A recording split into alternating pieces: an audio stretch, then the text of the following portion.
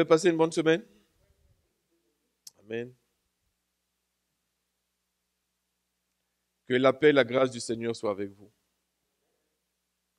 Avant de commencer, j'aimerais qu'on puisse baisser nos têtes. Alléluia. Alléluia. Seigneur, on veut te dire merci, Seigneur, pour le privilège que tu nous donnes, Seigneur, de venir nous visiter. Seigneur, merci pour l'honneur, Seigneur, que tu nous donnes de ta présence au milieu de nous, Papa. Seigneur, je prie que jamais nous puissions prendre cela pour acquis, mais que nous puissions, Seigneur, avec révérence, venir dans ta présence, Papa, et nous réjouir de l'amour que tu as pour nous, ô éternel Dieu des armées, parce que tu es un Dieu d'amour, un Dieu compatissant. Seigneur, tu ne regardes pas nos fautes, éternel des armées, un cœur qui vient, qui veut se repentir, mais tu es toujours prompt à nous pardonner, Papa. Seigneur, je prie, ô éternel Dieu des armées, que nous puissions toujours avoir cet amour, Seigneur, de ta présence, afin que nous puissions t'aimer en retour, Papa. Et que dans cet amour, nous puissions, Seigneur, chercher à faire ta volonté, chercher à t'obéir, afin de glorifier ton Saint-Nom. Seigneur, je prie que ce moment où nous passons ensemble aujourd'hui, éternel des armées, que tu puisses préparer le cœur, Seigneur, de ton peuple, Seigneur, pour recevoir la parole que tu as à leur donner, Papa. Mais je prie aussi, Seigneur, que tu puisses oindre ma bouche, oindre mes pensées, Papa, afin que ce que je veux dire soit en accord avec ta volonté, éternelle des armées, soit en accord avec ta parole, afin que ton nom puisse être glorifié dans la vie de ton peuple et dans la vie de ton serviteur. Je te bénis et je te rends grâce dans le nom puissant de Jésus. Amen.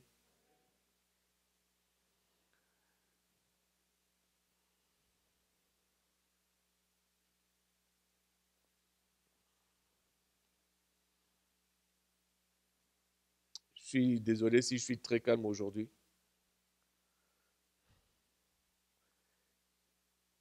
La présence du Seigneur est tellement forte que le Seigneur veut faire un ministère dans la vie de tout un chacun. Et ma prière, c'est que nous puissions ouvrir nos cœurs pour que le Seigneur puisse faire le ministère qu'il veut faire dans nos vies. Pour que le Seigneur puisse répondre à certaines prières que nous avons faites pendant des années. Sa présence est ici. Et il est venu avec douceur. La vision qu'il m'a donnée, c'est que le Seigneur rentrait par la porte. Calmement, j'ai vu les pieds. J'ai vu qu'en dessous de ses pieds, il y avait un tapis rouge. Et je l'ai vu arriver, mais en douceur. En douceur, sans bruit. Il est en train de faire le ministère dans la vie de tout un chacun. Et je prie que vous puissiez ouvrir vos cœurs avec la prédication que je vais faire. Ce matin, j'aimerais vous parler d'une des armes très affûtées que le malin utilise contre nous pour nous empêcher d'aller de gloire en gloire dans notre marche chrétienne. Et non, même en cas de pandémie, ce n'est pas le coronavirus qui va être utilisé, mais c'est le découragement. Le titre de mon message est « Résister au découragement ». Que la personne qui n'a jamais connu le découragement lève la main. C'est ce qui me semblait. On a tous connu quelque part le découragement. Nul n'est à l'abri du découragement. Je sais qu'une fois dans notre vie, nous avons fait la rencontre du découragement. Il s'est présenté à nous. Il y a même certaines personnes aujourd'hui qui sont encore dans cet état de découragement. Il vient dire, je me présente, je suis découragement. Et ça bat sur nous. Qu'on soit sur les bancs de l'école ou dans notre vie d'adulte, on a rencontré le découragement. Si vous traversez la vallée du découragement, bien-aimé, ce matin, ou en ce moment, je suis venu vous apporter un message de réconfort de la part de notre Seigneur. Et la parole nous dit que c'est par la vérité de sa parole que nous sommes affranchis et que sa parole nous fortifie. Amen. Ce n'est que dans la parole du Seigneur. Puisse le Saint-Esprit disposer vos cœurs pour que vous puissiez recevoir la guérison contenue dans ce message. Au nom de Jésus-Christ. Mais la question que je me suis posée quand je préparais la prédication, qu'est-ce que le découragement? On utilise tout, je suis découragé, mais c'est quoi le découragement? Alors je suis allé dans le dictionnaire. Écoutez très attentivement la définition, parce que ça va changer quelque chose. Le dictionnaire dit que le découragement est l'état de celui qui est découragé. Waouh! C'est clair, hein? C'est l'état de celui qui est découragé, c'est ça le découragement. Je dis ok. En fait, c'est une personne qui est découragée est une personne qui est dépourvue de courage, qui abandonne. Parce que le courage n'est plus en elle. C'est fini. C'est un état d'abattement profond qui nous plonge dans la démotivation, le désespoir et l'abandon. Alors quand on vient, on dit « je suis désespéré », est-ce qu'on est vraiment désespéré? Parce que très souvent on dit « je suis désespéré », 15-20 minutes après, on reprend quand même le combat. Est-ce qu'on est vraiment désespéré? Ou bien c'est juste un langage de self-pity, comme on dit, d'apitoiement sur soi-même. Amen. Cet état d'être arrive plus souvent dans notre vie qu'on le pense.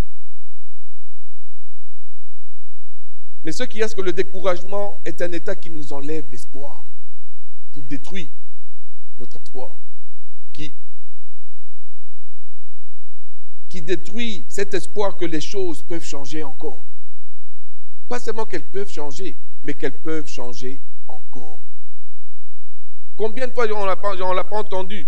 J'ai fait tout ce que je croyais pouvoir faire, tout ce que j'ai pu pour pouvoir changer la situation, mais j'abandonne. Parce que là, ça ne sert à rien. C'est aller trop loin. J'abandonne. Je suis désespéré. C'est une situation qui ne va pas changer. Ça ne peut pas encore changer. Et qu'est-ce qui va arriver? C'est que le découragement va nous paralyser. On va regarder les choses et dire, que veux-tu faire?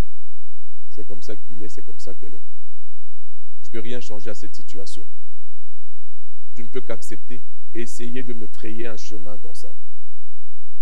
Le malin utilise le découragement pour nous empêcher de grandir dans quoi? Dans notre foi. Parce que ça nous paralyse. Et il va utiliser ce découragement pour, au lieu d'utiliser notre foi pour changer la situation, il va dire, mais ça ne sert à rien. Il va nous paralyser par ça. Il va nous désespérer. Il va nous ramener comment est-ce que je peux dire, le découragement dans cette situation-là. Il va dire, mais arrête, ça ne va rien, ça ne change rien. Et quand notre foi est touchée, ça nous empêche de faire l'œuvre de Dieu. Ça nous empêche d'obéir à la volonté de Dieu.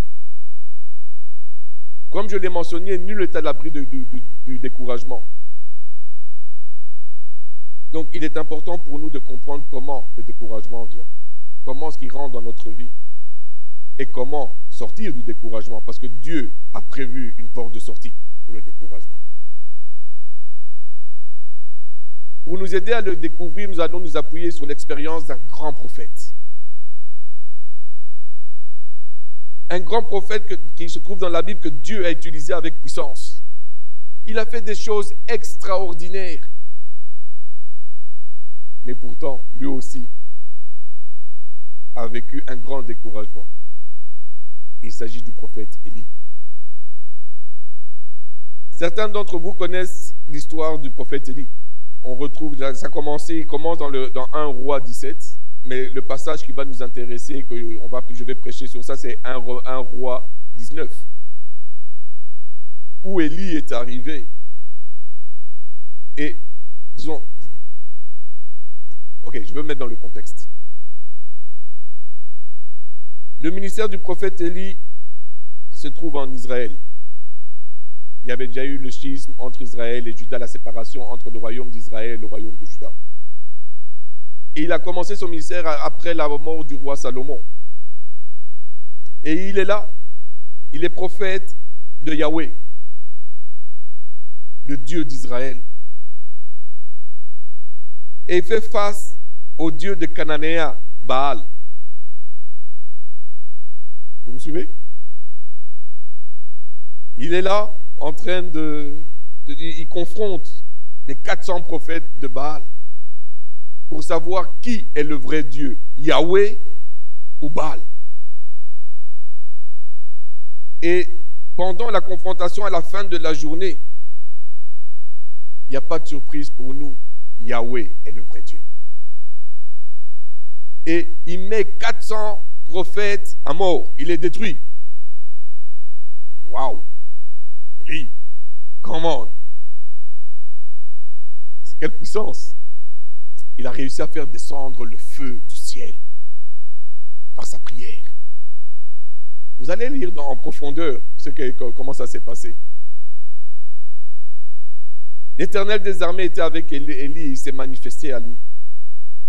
Et à ce moment précis, tout Israël savait que le Dieu d'Élie, le Dieu Yahweh, le Dieu d'Israël était le vrai Dieu. C'était plus Baal, mais c'était le vrai Dieu. Yahweh était le vrai Dieu.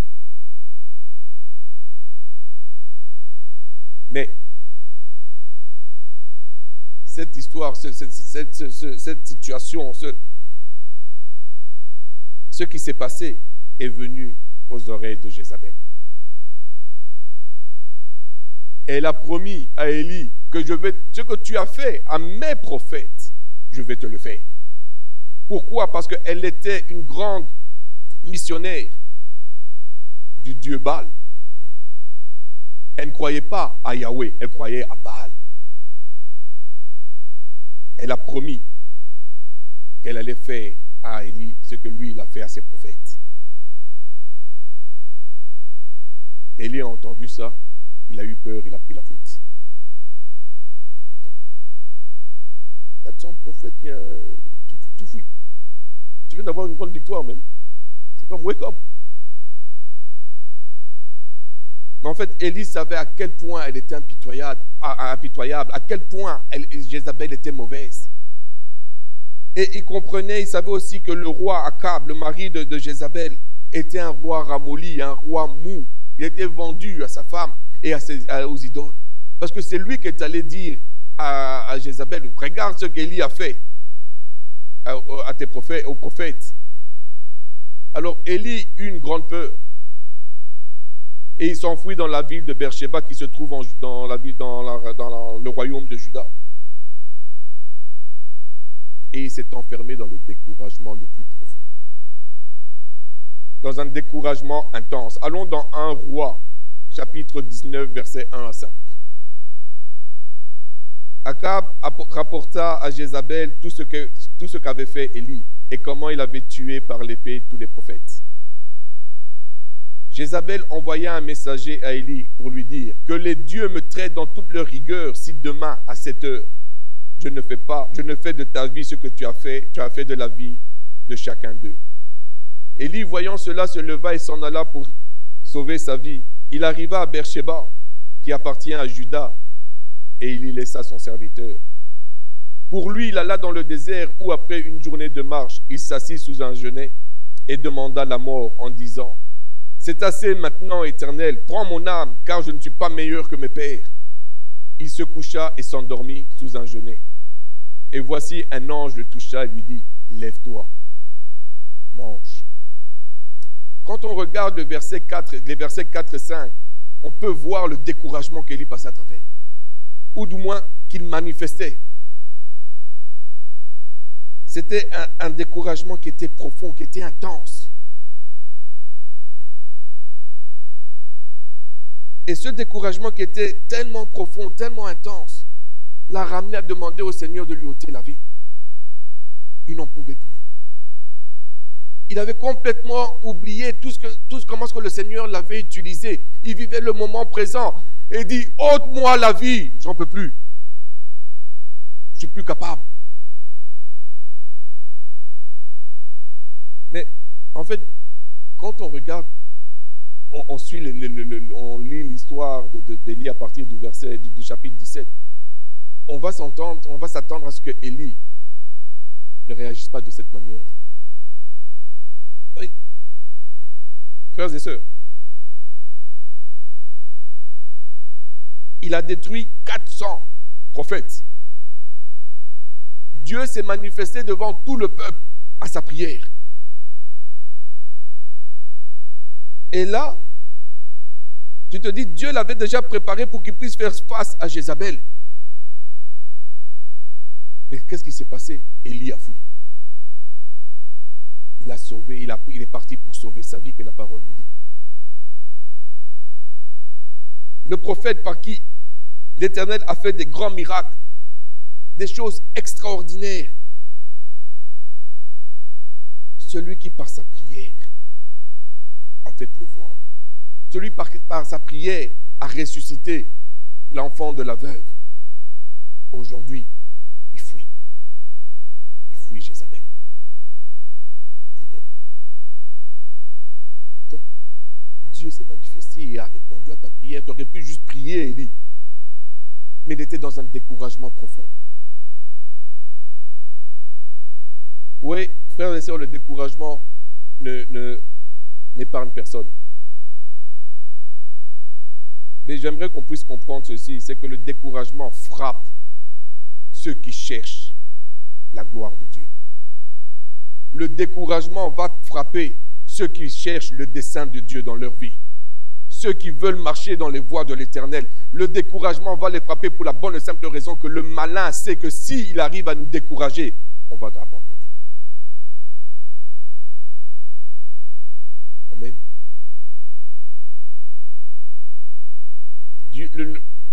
Et plus on persévère, plus lui aussi va persévérer pour nous donner le découragement. Mais à la fin de la journée, on sert le Dieu Tout-Puissant. Et il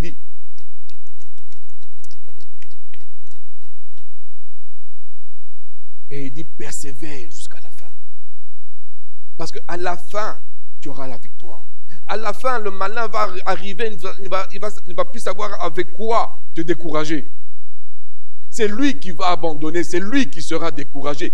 Parce que c'est un effet boomerang, il lance, mais ça tourne. Tant et aussi longtemps que moi je garde le courage que mon Père m'a donné, parce que mon Dieu dit, je n'ai pas encore terminé, je suis en train de travailler, encore un peu de patience mon enfant, ta situation va changer, évolue, continue, espère, marche avec moi. Thank you, Jesus. Dans sa détresse, Élie demanda au Seigneur de lui ôter sa vie. Élie n'en pouvait plus. Le Seigneur a entendu la prière d'Élie. Et il a répondu à la prière d'Élie. Mais pas comme Élie le voulait. Pas comme Élie le voulait, pas comme Élie s'attendait. Allons dans 1 Roi 19, 6 à 9. Il regarda et il y avait à son chevet un gâteau cuit sur des pierres chauffées et une cruche d'eau. Il mangea et but, puis se recoucha. L'ange de l'Éternel vint une seconde fois, le toucha et dit, lève-toi, mange, car le chemin est trop long pour toi. Il se leva, mangea et but, et avec la force qui lui donna cette nourriture, il marcha 40 jours et 40 nuits jusqu'à la montagne de Dieu à Horeb. Et là, il entra dans la caverne et il y passa la nuit. Et voici la parole de l'Éternel lui fut adressée en ces mots. Que fais-tu ici, Élie? Dieu a répondu, mais pas comme Élie s'attendait. Ôte-moi la vie, le Seigneur lui donne la vie. Des fois, on va dire, Seigneur, change ma situation. Il dit, non, justement, je te mets dans cette situation. Parce que je veux te dire quelque chose. Je veux te montrer qui je suis. Et quand on regarde, Élie est arrivé. Et la question que Dieu lui pose, c'est quoi? Que fais-tu ici, Élie? Oh. Oui, dans son découragement profond, le Seigneur lui envoie un ange. C'est la première chose qu'il faut qu'on regarde ici. Et qu'est-ce que l'ange est venu lui faire? Il lui a donné de la nourriture pour le fortifier. Suivez-moi bien. Mais Élie, qu'est-ce qu'il a fait? La Bible nous dit, il mange, il boit, Et puis il se rendort. Élie attendait la mort. Seigneur, je t'ai demandé la mort. Ben, donne-moi la mort. Tu as répondu aux autres, à toutes les requêtes que je t'ai faites, plus grandes, plus puissantes. Moi, je te demande, ôte-moi la vie, parce que j'en peux plus. Et malgré que le Seigneur lui envoie un ange et qu'il mange et qu'il boit, il se rendort en attendant la mort. Mais l'ange vient une deuxième fois et lui dit, hey, mange. Tu as une rencontre à la montagne de l'Éternel, à Horeb. Tu dois manger pour pouvoir y arriver. Et Élie a marché pendant 40 jours et 40 nuits pour arriver à Horeb. Et quand il est arrivé à Horeb, le Seigneur lui pose la question, que fais-tu ici, Élie? Ou encore, pourquoi as-tu fui pour te retrouver ici? Pourquoi? Est-ce que moi je t'ai appelé à venir ici? Pourquoi as-tu fui ta situation pour te retrouver là? Pourquoi as-tu fui tes ennemis lorsque moi je veux te donner la victoire? Pourquoi as-tu fui?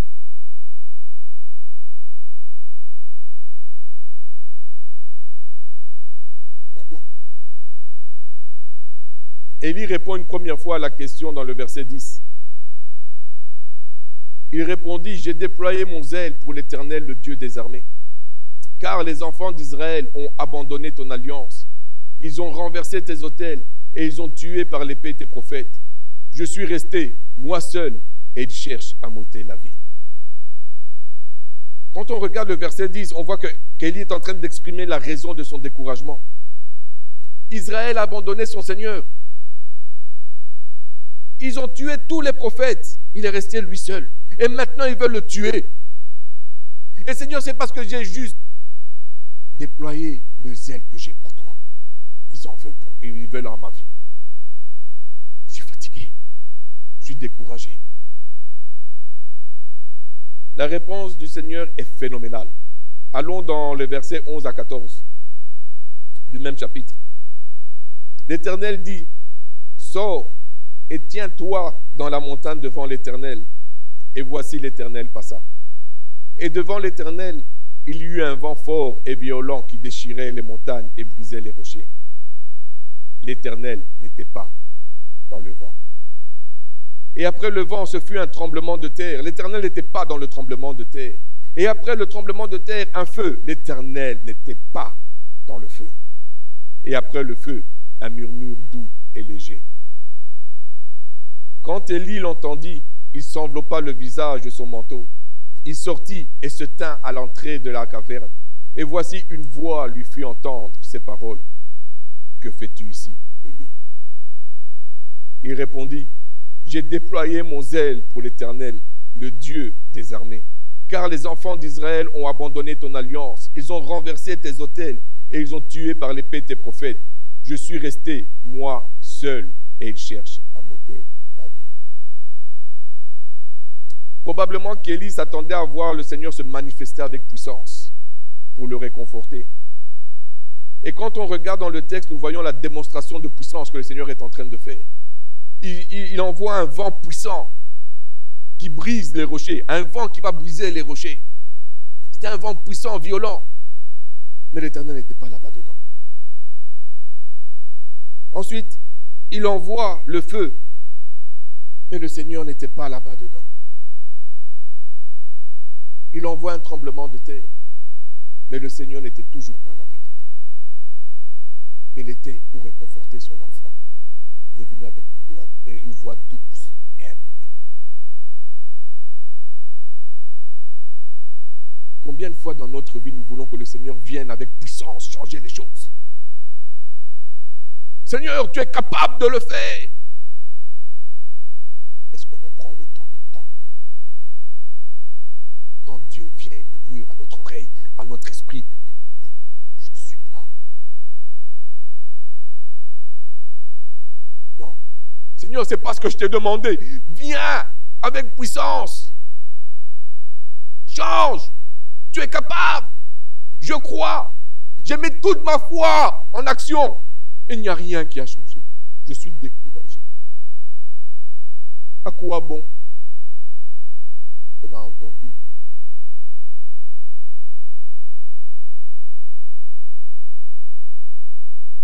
qu'on a entendu le murmure?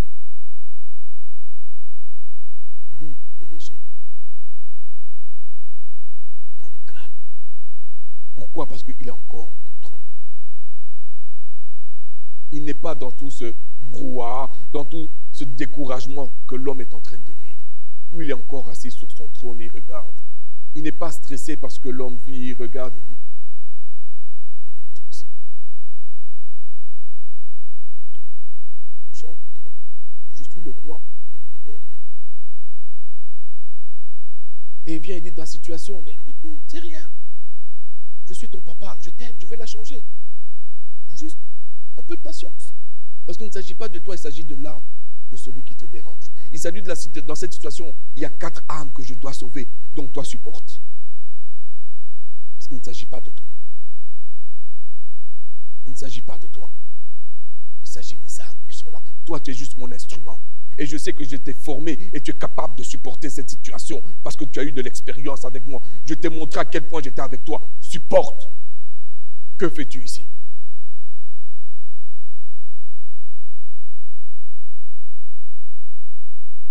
Quand Élie a entendu le murmure, la parole nous dit, il savait que Dieu était à l'intérieur. Et il s'est caché le visage en signe de révérence. Et Dieu lui pose encore une fois la même question. Que fais-tu ici, Élie? Et Élie encore une fois lui donne la même réponse. Oui, Élie n'avait pas saisi le réconfort que le Seigneur est en train de lui donner à ce moment précis. Il n'avait pas saisi ça. Il n'avait pas saisi la bonté que le Seigneur, la miséricorde et la douceur de l'Éternel des armées. Est-ce que nous aussi on va faire la même erreur? Quand on entend le murmure de Dieu qui vient, qui nous parle, on lui dit non, c'est pas ce que moi je veux. Ou bien on va s'arrêter, on dit Seigneur, c'est vrai, tu n'étais pas dans ça, mais tu es dans cette foi. Tu viens me réconforter pour me dire que je suis dans le creux de ta main. Personne ne peut me faire de mal. Personne ne peut m'enlever. Personne ne peut me toucher. Personne ne peut me détruire parce que je suis dans... Oh, Rachandara Setekera. Je suis dans le creux de ta main. Et parce que je suis dans le creux de ta main, tu es en contrôle de ma vie. Et que les situations qui sont devant, qu'est-ce qui peut arrêter la main de Dieu? Il n'y a rien qui peut arrêter la main de Dieu. Et il dit, je suis dans le creux de ta main. Ce qui fait que peu importe les situations qui arrivent, il suffit que je reste dans le creux de la main de mon Père. Il a fait avancer. Les situations commencent à s'arranger devant moi. Oh, Rachat,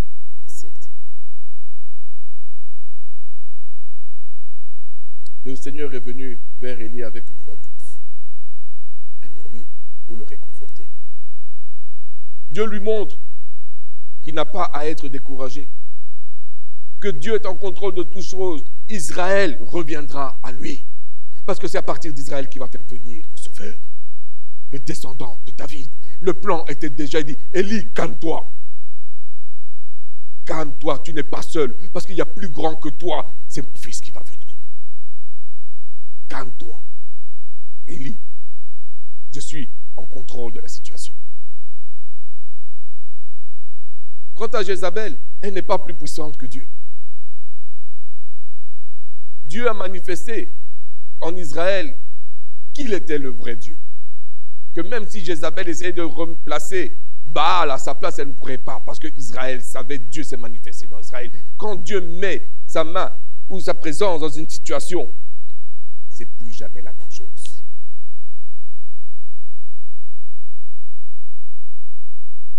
Dieu parle et agit de manière différente. Mais une chose que nous devons savoir dans notre découragement, c'est que Dieu est toujours vainqueur. Toujours vainqueur. Peu importe à quoi la situation ressemble, Dieu va toujours vaincre. Oui, le Seigneur relève son serviteur avec une voix douce. Ce n'est pas toujours la correction. Nous, on est habitués avec la correction. On est habitués avec la façon dont on nous a éduqués. Certains, c'est... D'autres, c'est... On n'est pas habitués avec la façon dont mon Père, notre Père nous relève. Il vient et dit, hey, je suis là. Viens juste dans ma présence. Laisse-moi te réconforter. Et sache que je suis Dieu. Alléluia.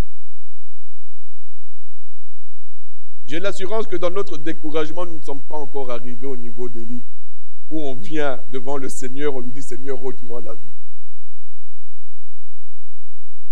Mais si nous faisons attention à ce moment précis, dans notre découragement, écoutons le murmure de l'Éternel.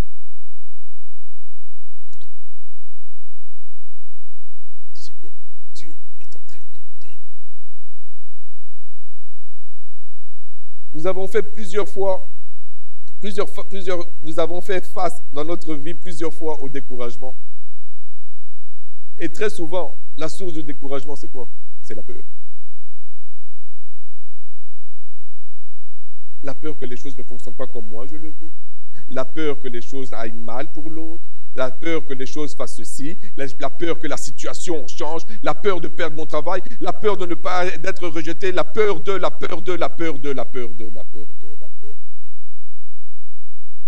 Et la peur, je suis découragé parce que je ne suis pas actif. Est-ce que je parle à quelqu'un ce matin? La peur pousse à abandonner. Et là où ça devient dangereux, c'est que quand on arrive à abandonner jusqu'à notre obéissance à la volonté de Dieu. J'ai peur de frustrer, donc même si je sais que le Seigneur veut que je dise, même si le Seigneur veut que je parle de lui, que je parle de sa parole, mais pour ne pas frustrer, je vais me taire. Et pourtant, je sens ce désir en moi de parler. Je sens ce désir de faire et d'agir pour le Seigneur. Mais, qui suis-je? Qui va m'écouter de toutes les manières? À quoi bon? J'ai essayé, il y a 2 semaines, et c'est me revenu dans la face encore le faire. Non. Pourquoi? Parce que j'ai essayé hier, ça n'a pas fonctionné. J'abandonne.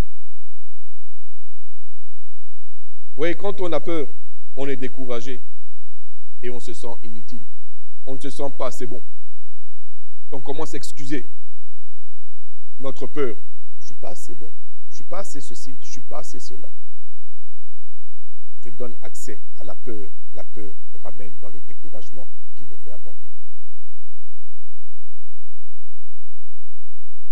Amen. Ce matin, je viens vous dire que le Seigneur, notre Dieu, est celui qui nous console, est celui qui nous relève, est celui qui nous encourage. La situation par laquelle vous passez, elle est passagère. Le découragement par lequel vous passez, par lequel je passe, c'est juste passager. Si, et seulement si, je cours vers mon Seigneur, que je dis, Daddy, je suis fatigué, j'en peux plus, aide-moi. Il va dire, mais mon fils, ma fille, je suis là. Et il va expliquer, cette situation, voilà la fin. Cette situation, c'est juste passager pour toi, mais laisse-moi te donner le réconfort. Le psaume 94, 19 nous dit, quand les pensées s'ajoutent en foule au-dedans de moi, qu'est-ce qu'il est écrit? Tes consolations réjouissent mon âme. Pas les consolations du pasteur, pas les consolations du frère ou de la sœur. De qui? Les consolations du Dieu vivant, l'Éternel des armées.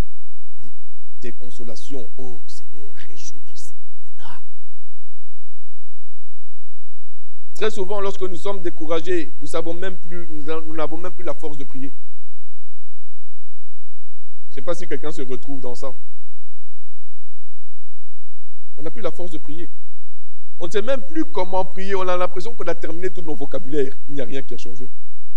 On tourne, on retourne, on a dit tel mot, on redit tel mot, on dit le mot à l'envers, on refait. Il n'y a rien, tu ne sais plus. Et tu te retrouves devant le Seigneur, dans la présence du Seigneur, tu es juste... Tu sais, Seigneur, tu es bon, papa. Exactement. De toute façon, tu connais mon cœur. Pourtant, tu le sais. Amen. Et puis, tu quittes, mais tu es toujours... Ah! Ah! Et comme par hasard, à ce moment-là, la situation, tu as l'impression qu'elle empire. Et toi, tu dis, mais pourtant, je viens de... Ah! Ok. Seigneur, c'est toi qui es en contre. Tu ne sais plus que faire. Tu es tellement abattu. Mais il y a quelque chose en toi qui a encore un peu de lumière. Juste un peu. Et cette lumière, c'est l'espoir. Parce que c'est l'espoir que tu as en Christ. Qui est encore dit, même si je suis là, il n'y a plus rien, je suis dans le vide. Mais parce que je suis juste sur ce rocher-là qui est aussi mince que ça, que je sais que si je fais ça, je tombe. Mais tant que je reste encore sur le rocher de mon salut, il y a encore un peu d'espoir. Parce que très souvent, le découragement nous empêche de voir que le rocher est grand. Mais il nous limite. Ah, s'il y a un gouffre ici, c'est sûr qu'il y a un gouffre de l'autre côté. Et Dieu dit non, là-bas c'est moi. Ramène-toi encore ici. Le découragement va te pousser dans le gouffre. Mais la foi en Dieu va te ramener dans sa présence. Oh, que quelqu'un dise amen. Élie, le grand intercesseur, celui qui par sa prière a fait descendre le feu du ciel, celui qui par sa prière a ressuscité le fils de la veuve, celui qui par sa prière a fait pleuvoir, à ce moment-là, il était tellement découragé qu'il ne savait plus comment intercéder. Il ne savait plus comment prier. Et la seule chose qui pouvait sortir de sa bouche, c'est « Ôte-moi la vie !» Je ne peux plus rien faire. Je suis tellement fini. Ôte-moi la vie. Il était couché, attendant la mort. Oui, Élie est l'exemple qui nous montre comment sortir du découragement profond vers la victoire avec le Seigneur.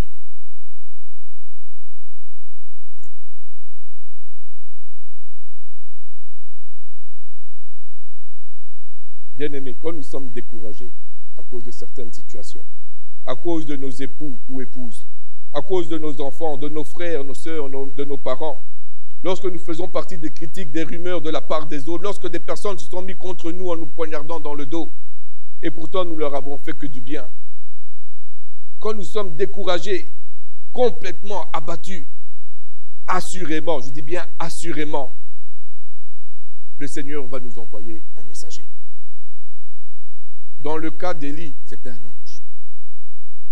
Il peut nous envoyer un frère, une sœur, nous parler. Il peut nous envoyer le pasteur par sa prédication, par les soins pastoraux. Mais il va nous envoyer un messager.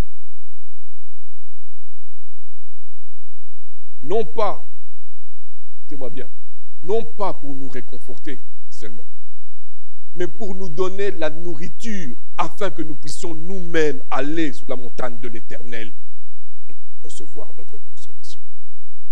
Très souvent, nous nous attendons à ce que nos frères et nos sœurs nous consolent. Dieu dit non, ce n'est pas leur travail. Leur travail, c'est de te donner de la nourriture pour te donner de la force afin que tu rentres dans ma présence. Parce que c'est moi et moi seul qui vais te consoler.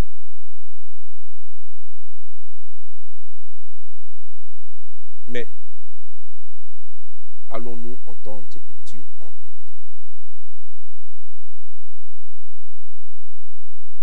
Dans tout ce récit, une des choses qui m'a interpellé est qu'Élie était seul dans le désert. Il a laissé son serviteur à Beersheba. Il dit, reste là. Tu es bien ici. Moi, je vais dans le désert. Je vais pour aller mourir.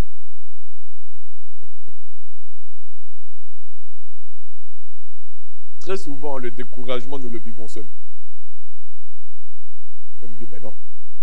Je vais vous dire, mais oui. Je vais dire, mais non, moi je partage. Je vais dire, mais malgré tout, tu le vis seul. Parce que oui, tu peux partager le découragement que tu as. Oui, je peux ressentir le découragement que tu as. Mais jamais je pourrai vivre l'intensité du découragement que toi tu vis. Donc, tu es seul. Je peux imaginer la profondeur, mais je ne pourrai pas vivre la profondeur et l'intensité du découragement qu'il y a en toi. Jamais. Il n'y a qu'une seule personne, c'est Christ.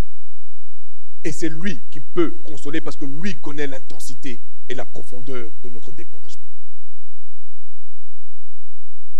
Amen. Pour ce faire, nous devons nous fortifier dans la parole et dans la prière afin de pouvoir entendre ce que Dieu a à nous dire.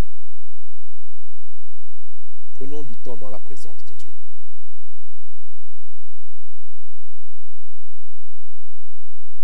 C'est dans la parole que j'ai les promesses de l'Éternel des armées.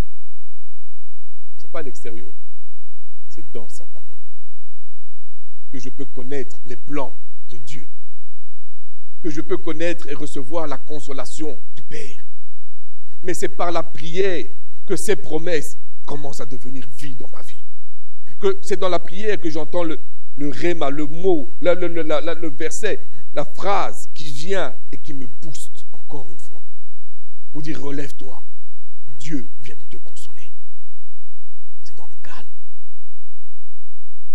C'est par la prière que le Saint-Esprit nous donne, nous donne l'espoir. Là, dans une situation où il n'y avait plus d'espoir, où tu pensais que c'était terminé, quand tu pries, au fin fond de toi, tu entends, je suis en train de travailler. C'est pas fini. Qui a parlé? Ou bien tu te dis, c'est moi-même. Je veux tellement que les choses changent. Je dis non. Je suis venu comme dans un murmure. Et plus tu entends Dieu en train de parler, plus le malin va ramener la situation qu'elle s'empire encore. Et toi, tu commences encore à te décourager. Et Dieu vient et te dit, chut, je suis là. Retourne dans ma parole. Retourne dans ma parole. Mets-toi à genoux et prie. Parce que c'est dans la prière que je vais te donner la victoire.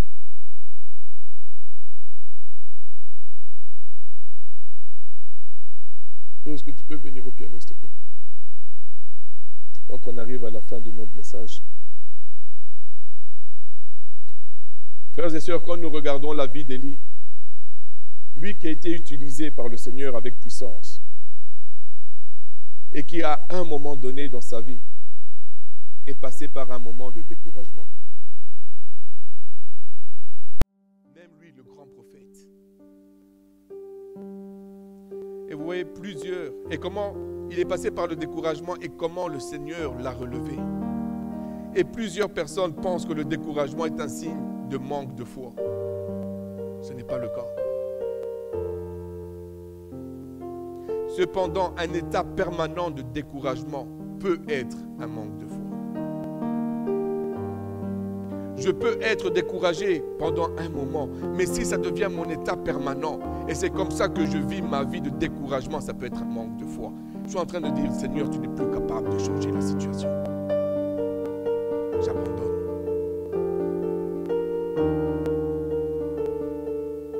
Vous voyez, la vie de l'homme est faite de bons et de mauvais moments.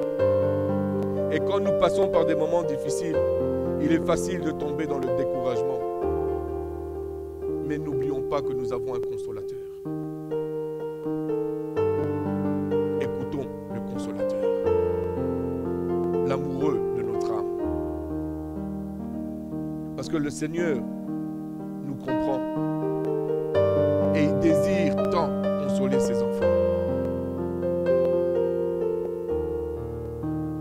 1 Samuel 36 nous dit, David fut dans une grande angoisse car le peuple parlait de le lapider. Parce que tous avaient de l'amertume dans l'âme, chacun à cause de ses fils et de ses filles. Mais David reprit courage en s'appuyant sur l'Éternel, son Dieu.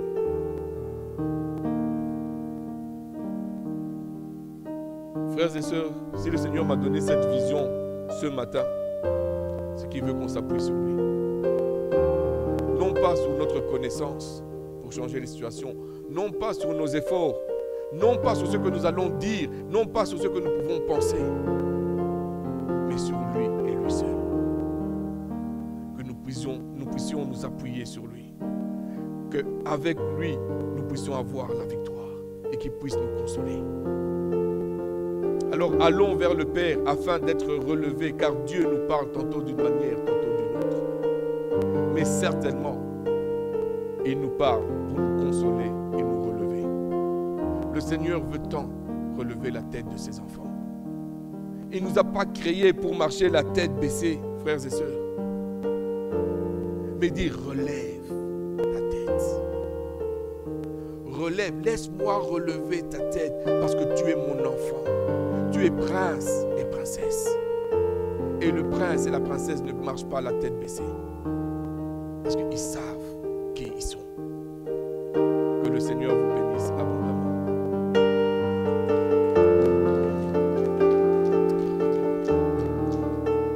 Est-ce qu'on peut baisser nos têtes, s'il vous plaît? Alléluia, éternel Dieu Tout-Puissant. Seigneur, on veut te remercier, Seigneur, pour ce temps que tu nous as donné. Seigneur, merci, Seigneur, pour l'enseignement que tu nous as donné. Ô éternel des armées, on te demande pardon. Parce que, Seigneur, nous avons été à plusieurs moments découragés. Seigneur, nous avons laissé le découragement, Seigneur, nous envahir. Et Seigneur, nous avons laissé même la peur et nous avons abandonné, Seigneur, les plans, les rêves que nous avions, ô éternel des armées, et même notre obéissance envers toi, Papa. Mais Seigneur, avec cet enseignement que tu nous as donné, Seigneur, on a besoin de ton aide, Seigneur, afin de reprendre encore espoir, éternel des armées. Et de ne pas, Seigneur, nous soumettre au découragement, mais de résister au découragement, parce que le découragement n'est pas de toi. Toi, tu es le Dieu de courage, tu es le Dieu d'espoir. Seigneur, tu nous as donné un esprit de puissance et non un esprit de timidité, Papa. Seigneur, je prie maintenant, Seigneur, que le reste de notre vie, éternel des armées, nous allons marcher avec courage et nous allons résister au découragement, Papa, sachant que tu es en contrôle de toutes choses. Oh éternel, je prie qu'à tout moment, Seigneur, la bannière éternelle, ta bannière, Seigneur, puisse être élevée sur notre vie, Papa. Seigneur, sachant que tu es en contrôle de toutes choses. Que tu dis et les situations changent. Tu parles et les situations changent, éternel des armées. Que peut nous faire l'homme? Que peut nous faire les situations éternelles? Parce que c'est toi qui parles et les choses changent. Seigneur, donne-nous cette sensibilité éternelle afin qu'on puisse être sensible au murmure qui vient de toi, Papa. Seigneur, que nous puissions reconnaître quand l'Éternel parle et que nous puissions recevoir la consolation que tu as pour nous, Papa. Seigneur, maintenant, Seigneur, je te remets ton peuple entre tes mains, éternel des armées. Continue, éternel des armées, à éduquer, Seigneur, à instruire ton peuple, éternel des armées, dans les voies que tu as pour eux, éternel Dieu Tout-Puissant. Afin qu'ensemble, Seigneur, nous puissions résister au découragement et aller de l'avant, Seigneur, pour le royaume du Dieu Tout-Puissant. Afin, Seigneur, de t'obéir et de faire montrer ton nom à tout le monde, éternel des armées.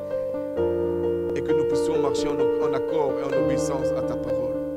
Seigneur, je les bénis, éternel des armées, dans le nom puissant de Jésus. Amen. Que le Seigneur vous bénisse. Nous remercions le Seigneur pour sa présence et pour sa parole et nous vous remercions infiniment pour votre soutien. Que le Seigneur vous bénisse abondamment. Si vous voulez continuer de nous partager vos histoires, de nous partager vos témoignages ou tout simplement besoin de prière ou de quoi que ce soit, vous pouvez toujours nous suivre sur nos différentes plateformes. Vous pouvez nous suivre sur notre site internet au www.centrechrétiengenex.com ou nous suivre sur Facebook sur notre page au CCGenex ou sur Instagram au Centre Chrétien Genex. Nos prédications sont sur notre chaîne YouTube au CCGenex. Alors n'hésitez pas à vous abonner, à nous écouter et surtout à partager. Alors nous vous souhaitons une agréable semaine. À la très prochaine fois.